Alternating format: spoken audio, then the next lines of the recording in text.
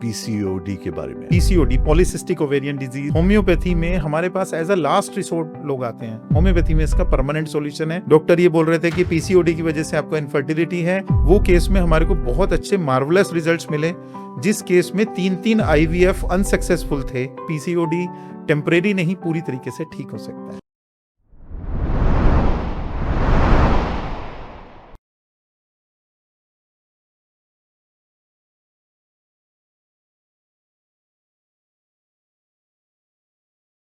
अगर हम बात करते हैं पीसीओडी के बारे में, जी, होम्योपैथी का क्या रोल है? क्या एक परमानेंट सॉल्यूशन है या बस कंट्रोल में होता है? हाँ, पीसीओडी आपने बहुत अच्छा ये इसमें टॉपिक लिया है क्वेश्चन में। पीसीओडी पॉलीसिस्टिक ओवेरियन डिजीज, जो फीमेल्स इस तरह की कंडीशन जब बन जाती है तो होम्योपैथी में हमारे पास एज अ लास्ट रिसोर्ट लोग आते हैं।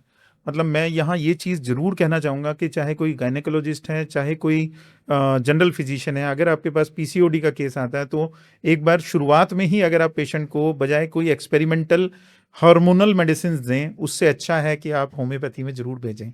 रीज़न, होम्योपैथी में इसका, जैसा आप पूछ रहे हैं टेम्परेरी या परमानेंट, होम्योपैथी में इसका परमानेंट सॉल्यूशन है और पूरी तरह से पॉलीसिस्टिक ओवेरियन डिजीज खत्म भी हो जाती है। और पॉलीसिस्टिक ओवेरियन डिजीज की वजह से कई बार इनफर्टिलिटी भी हो जाती है। तो उस तरह के केसेस भी हमारे पास हैं जहां पर इनफर्टिलिटी हुई, पीसीओडी था, इनफर्टिलिटी थी, पीरियड्स नहीं आ रहे थे, आगे कंसेप्शन नहीं हो रहा था। डॉक्टर ये बोल रहे थे कि पीसीओडी की वजह से आपको इनफर्टिलिटी है। बाद में पीरियड्स भी नॉर्मल हुए, रेगुलर हुए, उसके बाद थोड़े टाइम के बाद कंसेप्शन भी हुई। और ऐसी लेडीज बहुत सारी आज हमारे पास, विद एविडेंस में बात कर रहा हूँ। यहाँ पर मैं आपको बिल्कुल क्लियरली बात कर दूं कि ये पॉडकास्ट बनाने का पर्पस केवल ये है ताकि लोगों तक हम एविडेंस बेस्ड मेडिसिन की बात कर सकें, एविडेंस बेस्ड होम्योपैथिक मेडिसिन की बात कर सकें। हमारे पास केसेस हैं जिसमें अभी मैं लेटेस्ट एक पटियाला का हमारा केस था। वो केस में हमने लॉकडाउन में मेडिसिन शुरू की थी। लॉकडाउन में मालूम पड़ा कि ये पीसीओडी भी है और उसकी वजह से इनफर्टिलिटी चल रही है। वो केस में हमारे को बहुत अच्छे मार्वलस रिजल्ट्स मिले, जिस केस में 3 आईवीएफ अनसक्सेसफुल थे ड्यू टू पीसीओडी। हर तरह का जो हार्मोनल मेडिसिन होती हैं, बिकॉज एचआरटी भी उनकी इतनी रेगुलर बेसिस पे की गई थी, हार्मोन रिप्लेसमेंट थेरेपी, अच्छा, उसके बावजूद भी पीरियड्स नहीं आए। लास्ट में डॉक्टर्स ने होप छोड़ दी और 3 आईवीएफ अनसक्सेसफुल के बाद केस होम्योपैथी में हमारे पास आया। अब होम्योपैथी में केस आने के बाद 2 साल लगे हमारे को उस केस को टैकल करते हुए। और 2 साल की पूरी मेहनत के बाद मतलब पहले तो पीरियड्स हो गए, उसके बाद उसका एएमएच हमने रेगुलराइज किया और उसके बाद पेशेंट को कंसेप्शन हुई, उसके बाद नॉर्मल डिलीवरी हुई। आज वो बेबी जो है तकरीबन 2.5-3 साल का बेबी है और पटियाला में। वाह, और उसका बर्थ वेट जो बेबी का था that was 3.5 kg with normal delivery. वाह। तो this was totally amazing for the family. वो हमारा, इसका लिंक भी हम जरूर आपको पॉडकास्ट में शेयर करेंगे।